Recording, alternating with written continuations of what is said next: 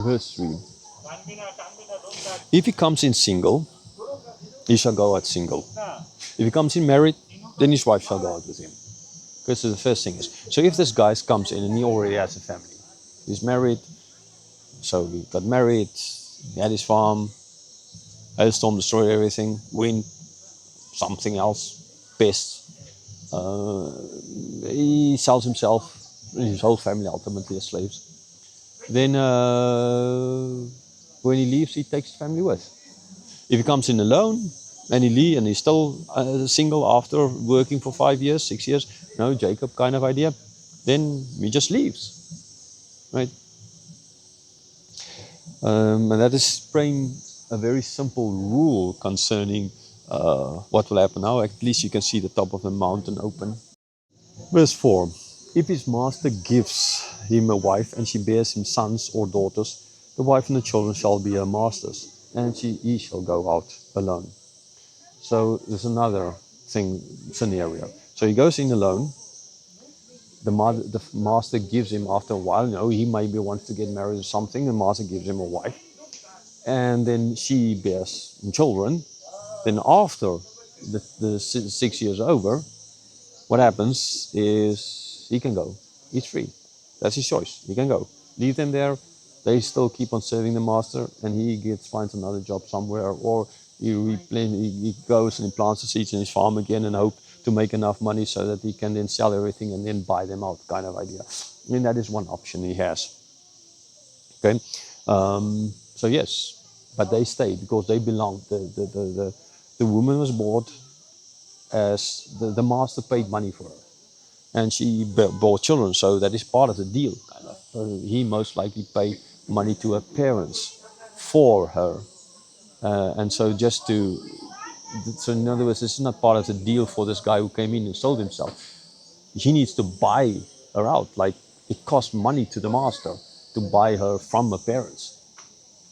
So for her to then go out, it will cost him ultimately as well money. So it makes sense in that he needs to then pay basically for her. Even though you're saying that is breaking up families.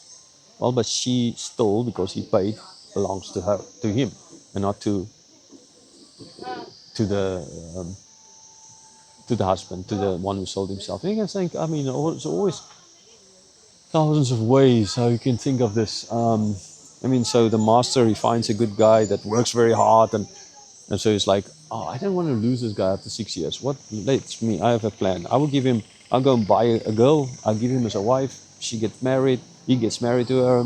And then after, he loves her and he's not going to want to leave me then. And then I will have this slave, and it's a win-win situation for me. I mean, yes, sure. I always get people thinking like that. I mean, I just gave you an example. I can have those kinds of thoughts. And I'm pretty sure some of those people would have had those kinds of thoughts.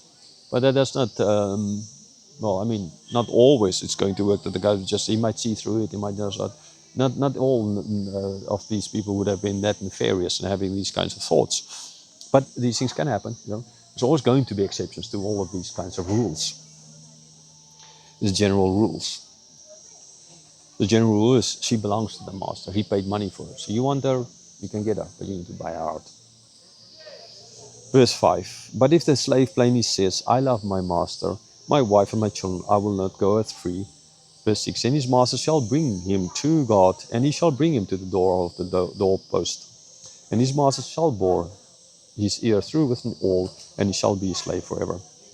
Okay, so either he can just leave and then get a job now and then sees his family, or he can leave, go try and find a job, work hard, buy out his family, which would be pretty difficult but not impossible. Or he can just say, well, I love my master, I love my wife, I love my kids, and I don't want to leave them, so I will keep on working for my master. And then he goes to make an oath before God, right? Goes to the idea of the door, put your ear next to the door, the awl, make a hole in it. So many guys have earrings, so I don't think this is such a bad thing. It's like we can like putting a hole in, and then the same people complaining about this guy putting a hole in the ear of the slave, kind of. They go out and have their ears pierced and they have no problem with huge rings in the ears and stuff like that. Anyhow, yeah, sure, that's slavery or being sold as a worker. But man, yeah, he can do it. So they lay basically an oath. They bring to the doorpost. So they make an oath ultimately that he will now take care of this guy. This guy's going to, from his side, he will work for his master. He will have his family, and from the master side, he will provide for him a place to stay, food to eat, and yeah, that is basically. So it's a mutually, in a certain sense, a mutually accepted. It's not fully on equal ground, but it's kind of nearly on equal ground, at least a lot better than it was before. Because under the Egyptian system, there was nothing like that. They were not paid what the wages were that they deserved. We don't see them Egyptians ever provide housing for them. They're most likely the ancestral homes that they lived in, right? So they were just abused. They did, when they left, get repaid by God for what the Egyptians did to them. But again, the system is different from, now the Egyptian slavery was different from the chattel slavery that they had there. Like they always want to speak of the American Southwest kind of idea, Southeast. Yeah, they're Texas and those kinds of areas, whatever. And they were a little bit up from there, Georgia, right? But so yeah, the Egyptian slavery different from that, and this slavery should differ from. This is the least of those, like the best form of slavery. In other words, it's just more like this.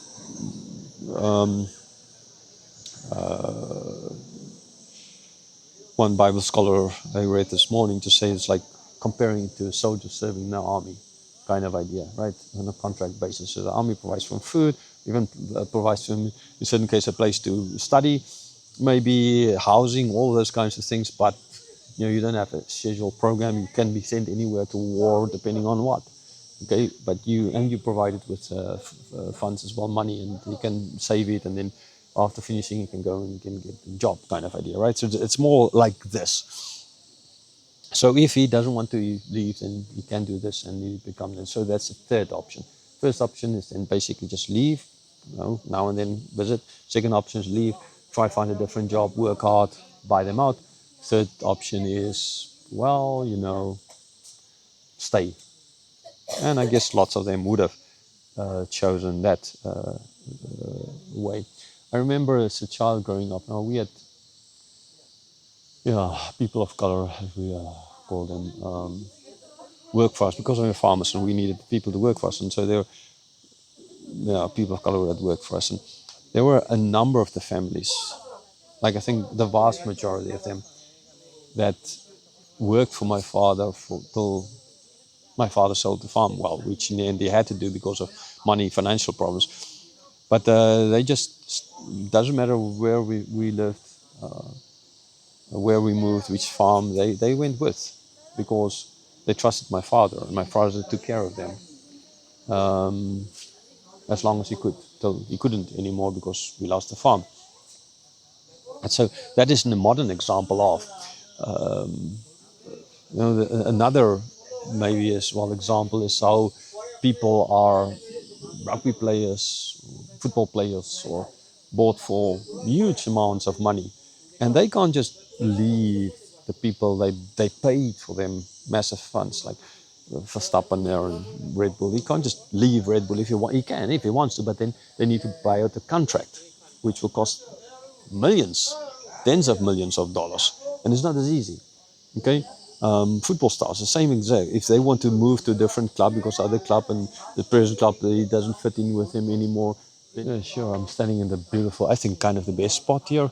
So sure, people are gonna come here and maybe take some photos.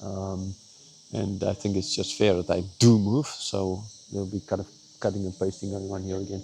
So the whole idea, as I was saying, is with football stars, they can only leave their clubs. They're not just I want to leave my club kind of idea, right? There's contracts. The moment the contract expires, then they're free. They can go and play in another league or something, or like for another club.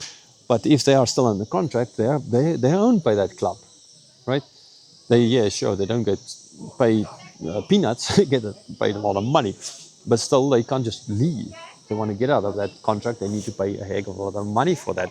And there's the same kind of thing that happens here. And we have no problem with those stars and people like that, that's doing that. But we have a problem with the people here doing it. Yeah, just our bias. It's ultimately a problem of bias and nothing else.